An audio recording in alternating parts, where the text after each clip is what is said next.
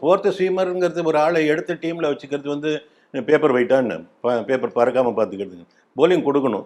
இப்போ நீங்கள் சீமர்னு எடுத்தீங்களோ போலிங் கொடுக்கலன்னா 6 ஓவர் கொடுப்போம், அதுவும் 2 ஸ்பெல்லாக கொடுப்போம் அப்படின்லாம் இருந்தால் திருப்பியும் பேசினதே பேச வேண்டாம், நிறைய பேசிட்டோம். பட் அந்த ஃபோர்த்து சீமருங்கிறத நீங்கள் எடுக்கிறது வந்து சீமர் அவ்வளோதான். நீங்கள் அந்த எந்த அளவுக்கு யூஸ் பண்ண போகிறீங்கிறது தெரியாது. அன்லஸ் அதர்வைஸ் நீங்கள் 4 ஃபாஸ்ட் பவுலர் ஆடினால் ஒழிய பும்ரா, சிராஜ், பிரசீத் அண்ட் ஹர்ஷ்தீப் இந்த 4 பேர் ஆடினீங்கன்னா அது வேற வழி கிடையாது, நீங்கள் யூஸ் பண்ணி ஆகணும். பட் ஒரு சீமராக எடுத்து நீங்கள் ஷார்துல்லா, நிதிஷ்குமாராங்கிறத பார்த்து இந்த 2 பேரில் ஒரு ஆளை எடுக்கணுங்கிற பட்சத்தில் அவங்கக்கிட்ட இருந்து அவங்களோட போலிங்கை இந்த கேப்டன், இந்த மேனேஜ்மெண்ட் எப்படி யூஸ் பண்ணுவாங்கங்கிறது நமக்கு தெரியாது. ஏன்னா முதல் டெஸ்ட் ஒரு எக்ஸாம்பிளாக எடுத்து பார்த்தா அவங்க சரியாக யூஸ் பண்ண மாட்டாங்க.